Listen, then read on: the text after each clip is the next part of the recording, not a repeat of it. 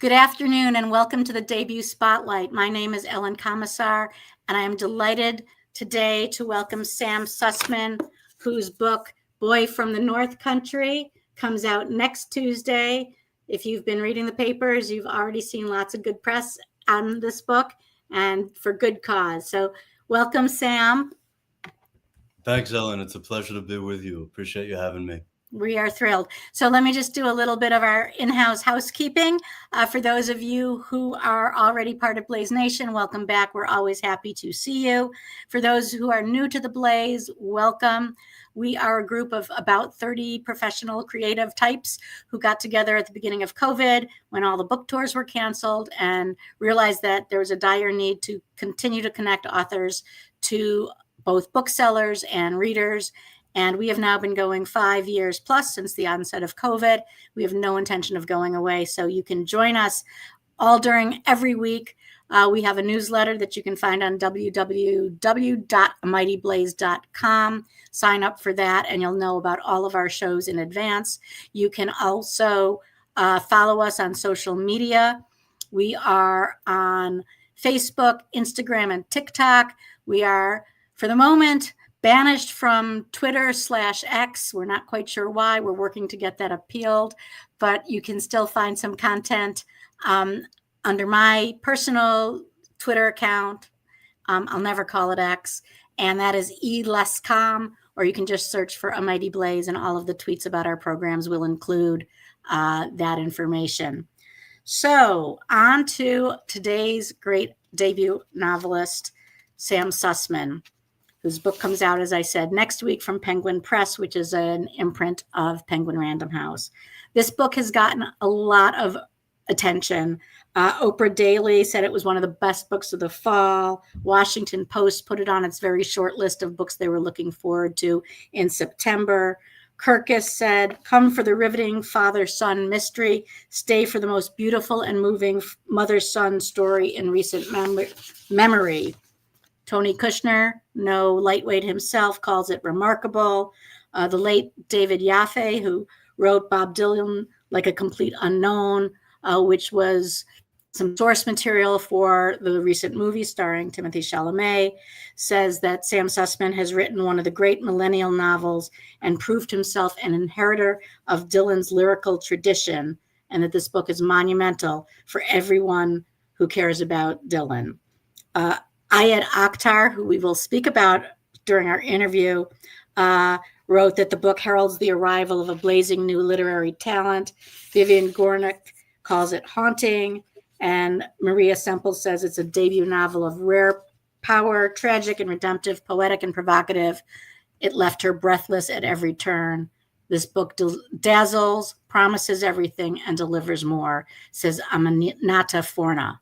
So that's not a bad way to start, huh? I think one of the great pleasures of writing a book is being able to share it with the writers who have shaped you. And for me, hearing from writers who I have studied and admired, revered my whole life, and have made me the writer that I am, hearing from them that the book meant something, that's deeply, deeply rewarding. As it should be. Let me just follow up with a brief bio. So sit back and enjoy, and then we will dive right into the interview. Sam Sussman has won the BAFTA New Writing Award, and he also wrote the Harper's memoir essay, The Silent Type, on possibly being Bob Dylan's son. He's originally from the Hudson Valley in New York and has lived in Jerusalem, Berlin, and the United Kingdom. He has a Bachelor of Arts degree from Swarthmore, a Master's of Philosophy from Oxford, has taught writing and literature seminars in the UK, India, and Chile, and participated in the Penn World Voices Festival of International Literature 3 times. He lives in the Yorkville neighborhood of Manhattan on the Upper East Side and his native Hudson Valley.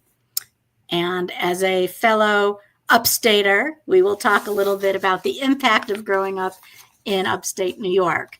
Sam and I were talking backstage and had a little disagreement, mild, about what constitutes upstate New York. As somebody from Rochester on the shores of Lake Ontario, I definitely qualify. Though now people say I'm from Western New York.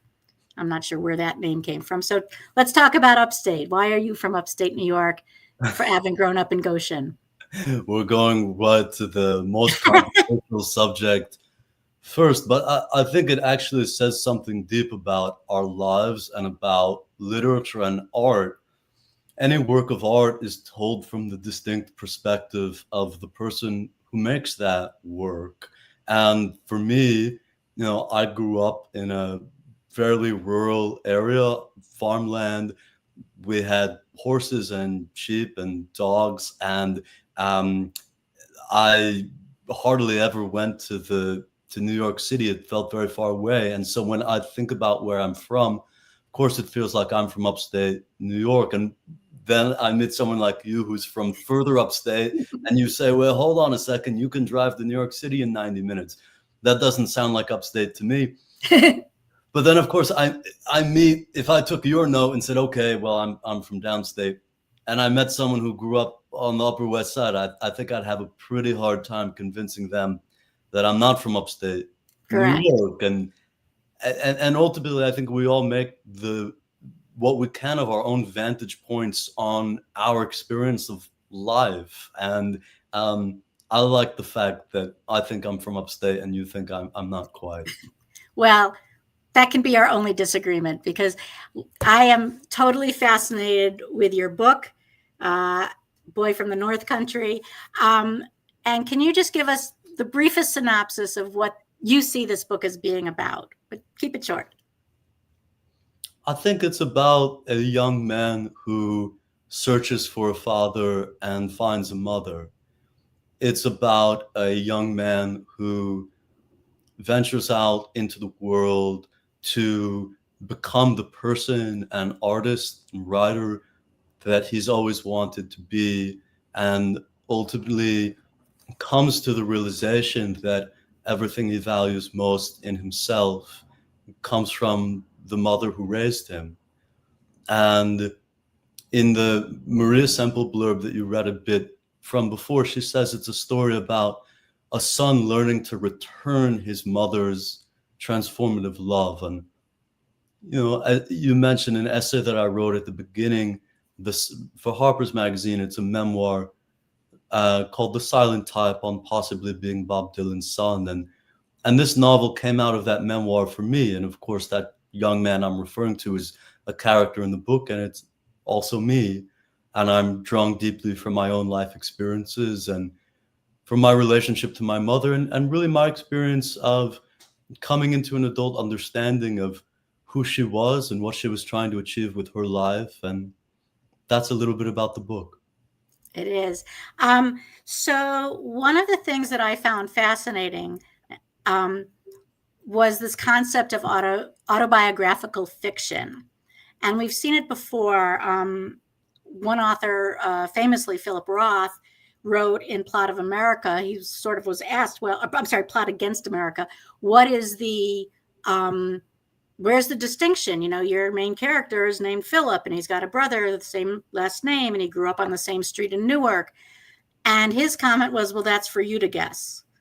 And then I was having trouble remembering the name of the novel, which fortunately was somebody who blurbed you, Ayed Akhtar, in Homeland Elegies, who wrote a book in which the main character was named Ayed Akhtar. And talks about the process of being a writer and how he dreams about being a writer and how he comes up with story ideas. And the story in his novel clearly diverges from his upbringing. And as I'm sure your book diverges from your personal story, even though it cuts pretty close to the bone. So the question I have is, how did you sort of make that distinction between memoir and fiction? They say write what you know, but how difficult was that to sort of keep it fictional while there was so much of memoir in the background? Well, I think some people think about fiction as invention and memoir as truth. And I think that's a limiting and sometimes too narrow a way of thinking about it. Fiction, creating literature, it's an act of creating meaning, creating part of ourselves. And so when we choose what in our lives we're going to write about, that's a very powerful process of creating the self. That's Mhm. not about invention. Alison Bechdel, great writer, she has a line where she says, I can only invent things that happen to me. I Right. think what she means by that is that the stories she tells are coming deeply from her life experience. And I think that's true of all novelists, even if they're writing historical fiction or something that on its surface seems very far from their life. Jonathan Franzen has a great line where he says, nothing, no piece of writing was ever more autobiographical than Kafka's Metamorphosis. And no, and I think conversely, most memoirists I know will admit that they've composited and changed details. Why do they do that? Well, because they're trying to get at a deeper truth that might not be in the details, but is in the spirit and the experience that they're writing about. Picasso has a great line where he says, art is a lie that tells us a truth. Well, art can also be a truth that tells us a truth. But the way that we take the experiences of our life and transform that into painting, music, literature, theater, that's what so much of this book is about. It is. I mean, in your book and in your essay, uh, your character protagonist, Evan, uh, discovers that his mother has met Bob Dylan, and they met, interestingly enough, while taking art classes and painting. Um, and Dylan, by that point, was already famous. And in this in the book, you talk about how all the characters, all the other students, were always praising him, and because he was Bob Dylan after all.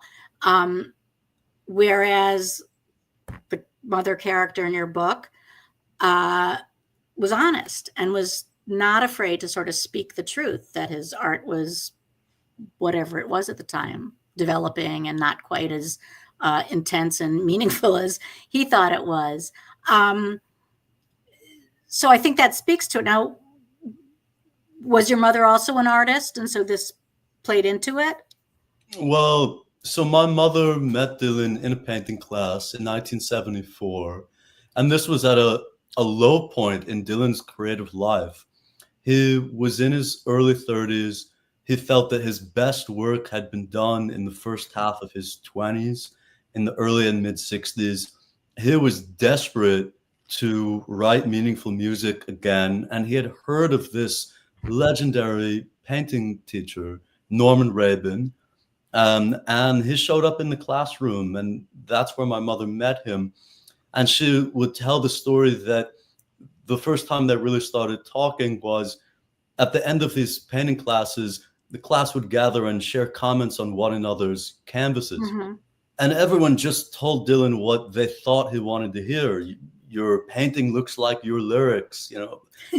But that he wasn't after validation. He had plenty of validation in his life. He was a hugely celebrated artist. What he was after was an artistic truth that was elusive to him at that moment of his life. And so when my mom criticized his painting, he responded to that. And they began seeing each other. They had a romantic relationship. And she was with him in the period that he was writing himself out of this deep personal and artistic crisis and composing Blood on the Tracks, which then became one of his most highly regarded albums. And at that point in her life, she was a stage actress. And she was also trying to become the fullest artist that she could. And I write about her performing Hedda Gabler. And they had a very creatively intense relationship, which I've written about in detail. And I think all of us in the book, Dylan, the character drawn from my mother, the character drawn from me, we're all trying to take the experiences of our life and transform them into a higher and more meaningful form of art. And for Dylan, that's music. For my mother, it's theater. And my characters, it has left home in search of becoming a writer and is ultimately learning that he needs to write a book that might be somewhat similar to Boy from the North Country. Which is a wonderful book. So for those of you who are just joining us, I am talking to Sam Sussman, whose book Boy from the North Country is autobiographical fiction about a young man who returns to his childhood home to take care of a mother who he discovers is far more sick than she has led him to believe. And in the process of tending to her, he spends many hours in conversation learning about her and from her and about her past life, who she was before she was mom, which included this relationship with Dylan. So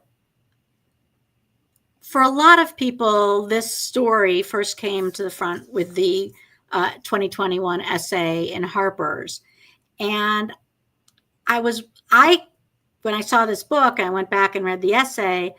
I assumed that that was a fast progression from the essay in 2021 to, oh, you've got a book deal. Somebody says, oh, this is a great novel, and let's get this out there in the world.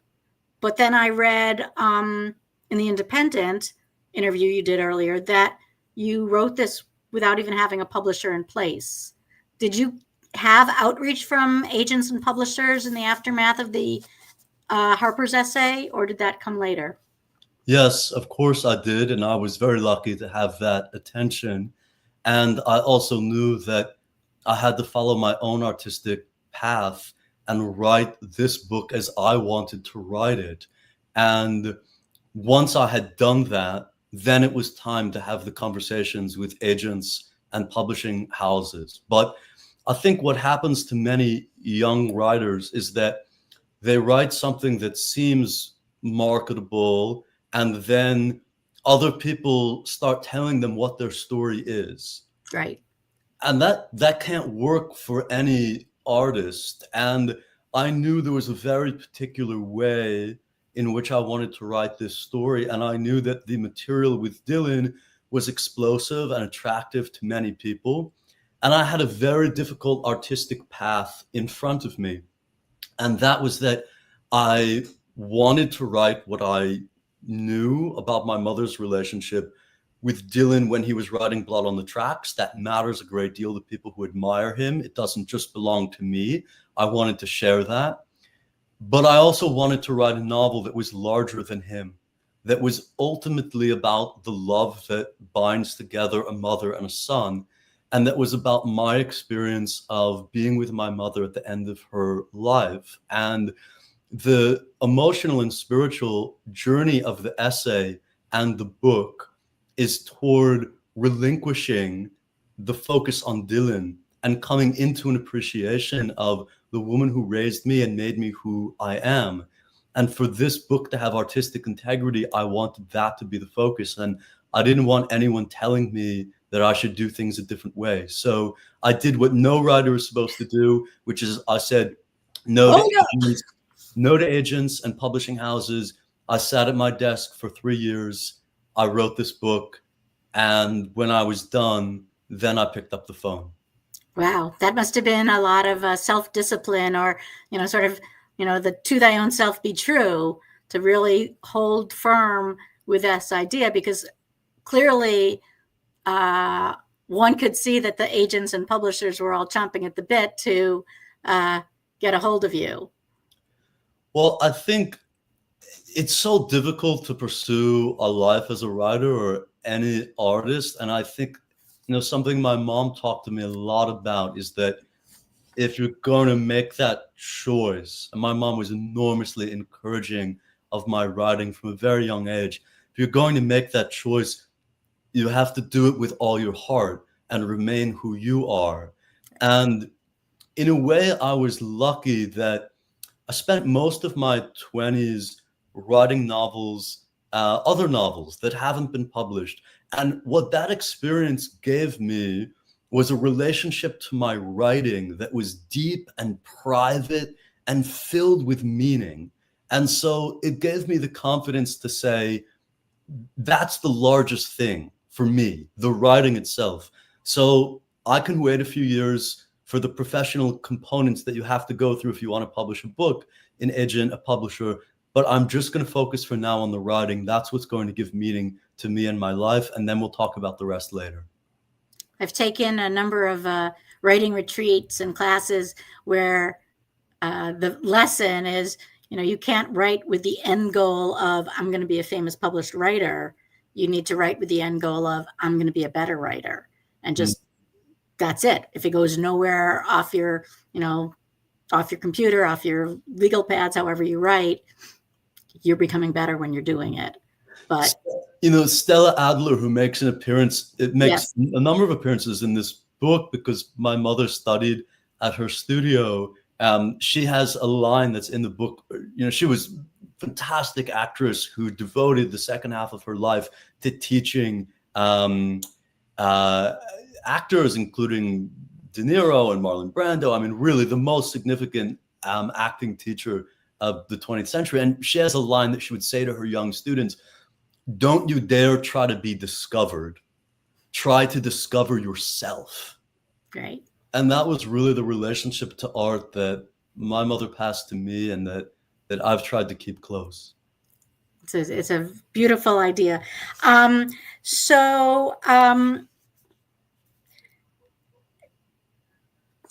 of the things you told The Independent also, I'm going to quote you, is that I just didn't want to have that conversation with people anymore. That conversation being the, boy, you look like Dylan. Are you his kid? Have you gotten into it? And this book sort of fights against that because on the one hand, it's the first thing people are going to talk about is, boy, he looks like Dylan. And boy, look at this story he's written where you're learning about his mother's relationship and, the fact that his mother knew Dylan and the mystery of whether or not he is or is not your father. I just sort of wonder, how did you balance that in your mind of thinking about, because it's definitely a story about the mother and son. It's definitely, as a reader, at the end, I was, just so caught up with the emotion. So many of us have lost mothers. Not so many of us have lost them at such a young age. But nonetheless, the thrust of all the media coverage for most people is going to be, oh, here's a book about a boy who may or may not have been Dylan's child. So how did you balance that? I don't want to talk about it, and everybody's going to talk about it. How do you get through that day to day? Yeah, it's a rich and complex question. Just to be fair, I think that quote from The Independent is referring to when I was a teenager and people would tell me, you look like him, you look like him. And at a certain point, I didn't want to hear it anymore. I'm not sensitive about that now. I wrote this book. I wrote the memoir. People can certainly engage with that, and that's fine. And that's something that I've come to accept. I think, to me, it raises really interesting questions about what we value. This is a story about the way that it's set up, and the way I experienced it is it's about a young man who may have a biological connection to a renowned, celebrated artist, and is coming to realize that his relationship to his mother is ultimately more formative and important in shaping who he is. That's my life journey. And so I'm interested. First of all, many people come with me on that journey. And so many of the readers who I've loved to hear from, they say, this meant something to me because I read it after losing a parent, or it made me think more deeply about who my parent was before I was born. And I think most readers come with me on that journey. But not all readers will, and that's okay. And if people just want to enjoy the Dylan material, look, this book is the most intimate portrait of Dylan riding blood on the tracks that is out there. If people just want to value that, he's an artist that people care a lot about. And if I have something to share about him, I hope that matters to people who are interested in that. I think to me, it is sometimes strange when people won't at all relinquish the fixation between me and him. And it does. I certainly understand the question. I've spent many years of my life being interested in the question as I write about. But it goes to sort of what do we value? And I think we're a culture that finds it very, very easy to celebrate famous men, and we have a little less appreciation for single mothers and the people who actually sort of hold our society together. And that is something I think about in terms of what people value and what sort of stories are told. And I think if someone just wanted to write a novel or a memoir about their experience with their parent at the end of their life, that book should get as much attention as mine is, because of the connection to celebrity. And that's not how the media landscape works. And I think that's a loss. Right. I know that after the Harper's, or before the Harper's piece was published, that the Harper's team reached out to Dylan's team to see if he would comment on it, and he did not at the time have a response. Do you worry at all that the media, of which I'm a former member, I should just say, will pick up that thread and really try to nail down the story once and for all? Or does it not matter to you at this point? No. So just to clarify, when Harper's reached out, the people around Dylan asked for an advance review of the essay and a photograph of my mother. And it's not accurate that they didn't respond. They responded saying no comment, which was, I'm not a lawyer, but that is not how you respond if you are trying to imply that something written was not true or prevent it from being written. So when the New York Times profiled me, it was published last week, and Dylan's representatives were again asked for comment and did not offer one. So that's an important distinction. And I think what I've learned is that everyone looks at the story and writes what they want to write. I mean, people have speculated about what my mother did or didn't say to me, and they've presented that as definitive fact, which is sort of wild to me. To make totalistic comments about our private conversations. People, I think, to me, on an artistic level, there's something actually very Dylan-esque about people just deciding to make what they want of the story. And, that's also something my mother had a close perspective on and talked about with him. And, she said to me once, every room that he walked into was a story that someone else had already written. Wow. And I think that sort of celebrity dizzies people, and they feel that they own a story, or they feel they have their arms around it. And I think for me, I wrote this story in the way that I wanted to, and other people will respond how they respond. And I care about the really wonderful responses that have centered on parent-child relationships and grief and all of the art and joy and creation that's in the novel. So last night, as I mentioned, I watched A Complete Unknown, the Timothée Chalamet biopic, if you want to call it that, about Dylan. And there's certainly many scenes that show him in a small apartment in New York with a beautiful young woman, and actually with many different women, where he is not sleeping at night and getting out of bed and running to his typewriter or his pad to write down, and he's caught up in the lyrics at the moment and not very focused on the person who he's left in the bed or in the other room. Did you see the movie? Did that there's scenes that you write about in Boy from the North Country that are similar, that, of your mother's experience of, knowing and figuring out that she was not going to be able to compete for his time with his artistry and with his drive to write new material, push his lyrics, etc. Did you see the movie? Did you? Yeah, I saw the movie. It came out 3 months after I submitted my last manuscript. So Mhm. parallels in Dylan choosing his art over the women in his lives, those are there not because either of us saw each other's work, but because that's sort of what he's like in life. Mhm. And it's interesting. I think my mother and Dylan had a kind of parting of the ways where, for her, she was using her life as an artist to understand herself and how she wanted to live. And their painting instructor, Norman Rabin, he had a slogan he would use: art as a way of life. Dylan Mhm. would quote this all the time. And in the period I've written about, Dylan is writing Blood on the Tracks. My mother is performing in Hedda Gabler. She is Hedda.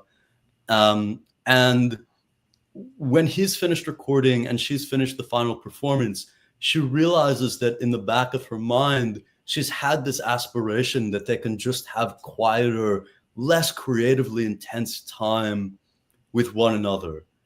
And she realizes, oh, that's just not how he works. He is on to the next album. He has moved from song to song and woman to woman his whole life. And she certainly was not the only woman he was involved with at that time. Um, and for her, she said to me once, he could give me love songs, but not love. And this was a moment of her life where she was going through things that were very difficult and realizing that she wanted the search for love to be the centerpiece of her life. And I think that, she ended their relationship, and that was the reason why. Mhm. So you dedicate your book to your mother, as one might expect, and you quote from her.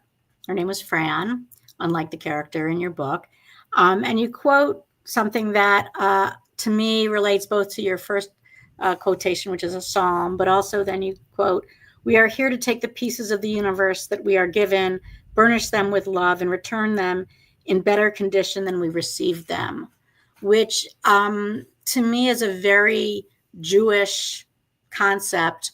In Hebrew, it's called tikkun olam, of repairing the world, of taking the broken pieces.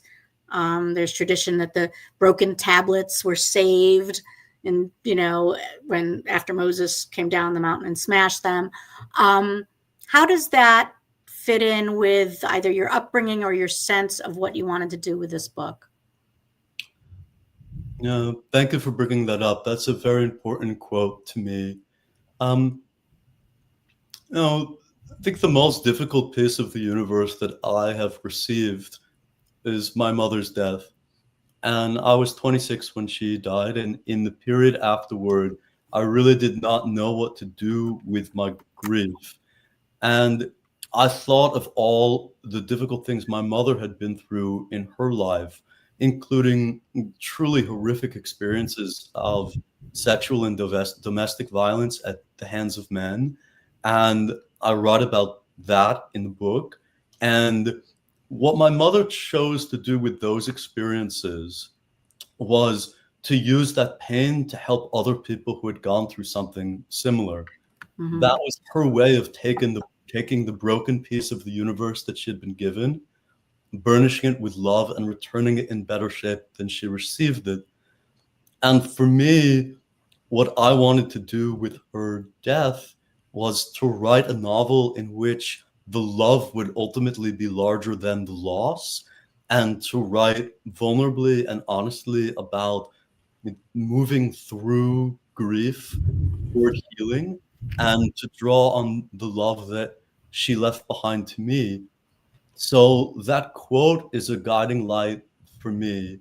And um, I think if I have one hope for the book, it's that No, I remember the months after her death. It was, we live in a culture in which it's very hard to talk about grief, but I found really deep solace in reading and encountering other people's experience of grief and healing. And if I have one hope for the book, it's that other people will have that experience with my book. Well, as somebody who lost her mother at 61 4 years ago, I definitely felt that emotional connection that you brought to the book, and it truly sort of evoked in me a lot of memories. My mother also lost her mother at a young age, and would say, "Oh, I think about her every day." And I was like, "How does that happen?" When I was a kid, that's what I thought. How does that happen? And now, of course, I understand it totally. So we're talking to Sam Sussman, boy from the North Country. We are collecting some questions. I know we already have some great ones. And you can dismiss the thunderstorm if you hear it in my background. It's in Florida where it does this every afternoon. So if you have any questions, please post them now. I wanted to ask you about the art on the cover. This is a very artistic piece. It's a bit of an abstraction. It's called My Nana by Lisa Moore. And I'm wondering if you had any say in picking it out or what it means to you in terms of how it fits with the book.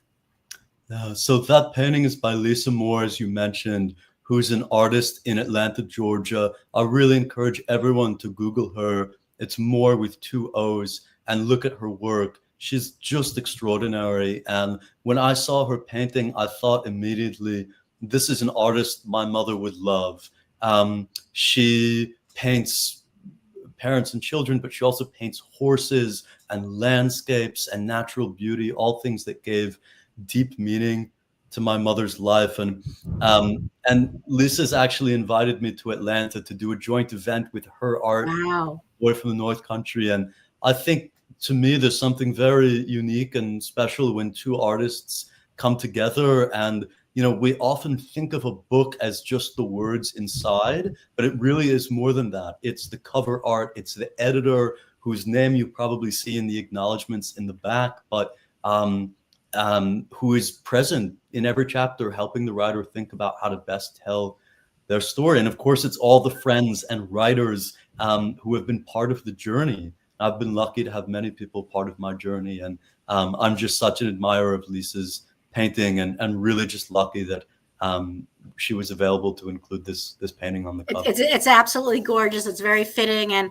I hope you'll publicize when you're going to be in Atlanta, because I'm sure many readers will want to attend, because there's nothing better, in my view, than either writers talking to writers or writers talking to other kinds of artists in other genre, because there's just a commonality of creativity that is present in those conversations, which people who don't see themselves as creatives don't quite get, but really can learn a lot by experiencing. So please publicize that. So I know we have a few questions. So Chuck, if you could put some up, and I'm going to read these out loud, so when we become a podcast, people will hear it. Sam, says Renee Herskowitz, not to take away from the novel, but are you currently working on another novel? And also, are you currently teaching? And if so, where? I have taught in the past. I'm not at the moment. I love teaching. I've taught teenagers, and to me, there's something extraordinary about meeting young people at this age when they're just beginning to understand themselves as writers and artists, and they come to you and confide their first poems or plays, pages of a novel. And that is a very, very privileged position to be in. And I've taken great pleasure in teaching. I am working on another novel, and all that I will say about it is that it is about different notions of freedom in art, life, and love. And it's about what it means to try to live your life most deeply by the things that truly matter. Are you going back to the 2 novels in your drawer? And has there been any interest in those, or are those put away for good? No, I'm not interested in them. So I would shudder to think if anyone else was. I think as an artist, you learn that you have to move forward. You have to write what is present in your life now. So this is actually something Norman Rabin, my mother and Dylan's art teacher, talked about a great deal, that work that is ripe and present has to come from the emotion that you are living now. And those other novels, they're the work of my 20s. They're focused on different questions and or similar questions, but maybe with different approaches. And they're not the path to my own artistic growth.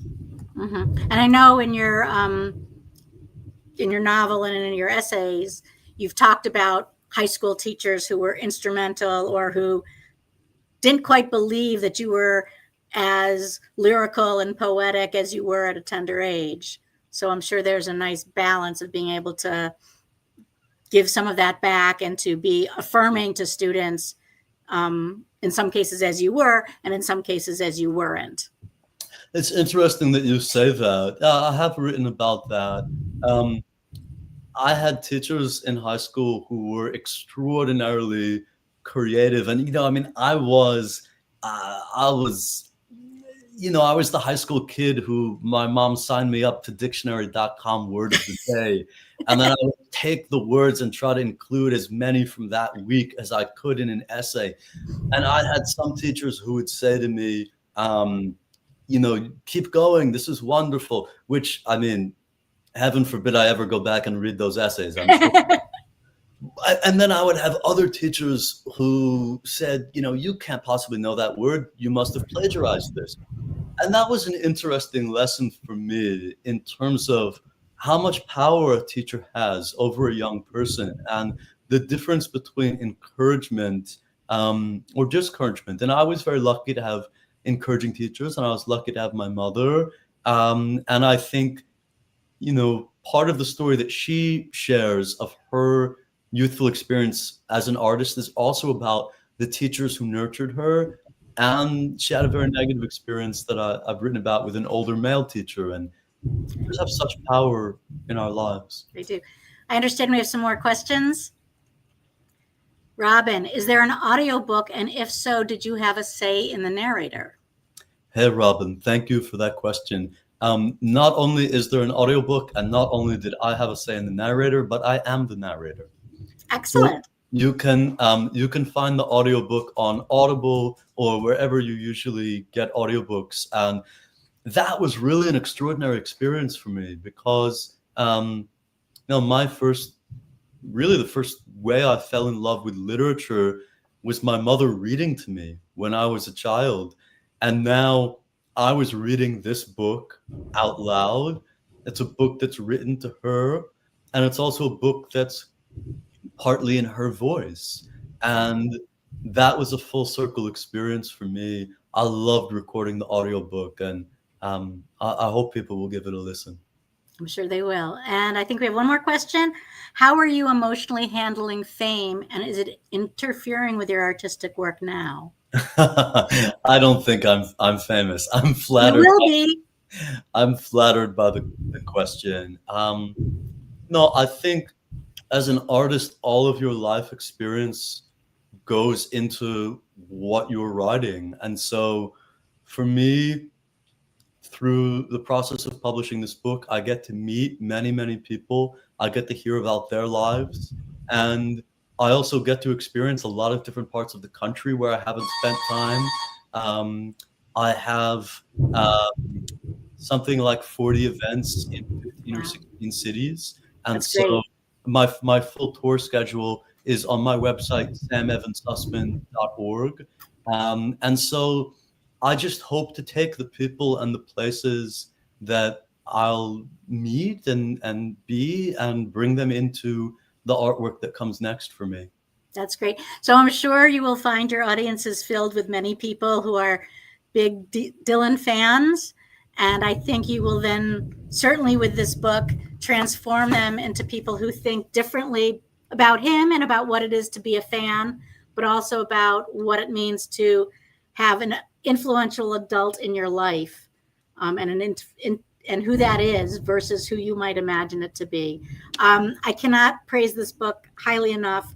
I was saying I usually have books with all sorts of highlights and tabs.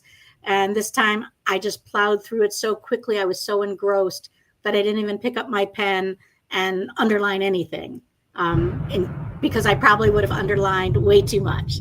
So I want to just thank everyone. You can get Sam's book. It's out next Tuesday, and you can get it wherever you like books. We like to recommend bookshop.org and libra.fm, two organizations that are supporting indie booksellers and authors as well, and give back to the Blaze a little bit every time a sale gets made there. So buy it there if you can, or at your favorite indie bookstore. So thank you so much for joining me, Sam. Oh, thank you, Ellen. It was really a pleasure to be here. All right, I'm going to ask you to stick around for a minute while I let people know that I will be back next Thursday. It's a very busy September for me, and I'll be interviewing Aram Mirjoyam, who has written a book that explores how memories of one man's fight to survive genocide affects his descendants. It's a multi-generational story about an American Armenian family living in contemporary Michigan. And we are doing it. The book came out in June, I believe, but we are doing it in September, which is also the same month as Armenian Independence Day. So I hope you'll join me next Thursday for that. And I will also be interviewing Crime Time host Hank Philippi Ryan, whose book is about a debut author on book tour who is running around from hotel to airport to event. And I think readers will find that conversation and that book fascinating. So until then, keep reading.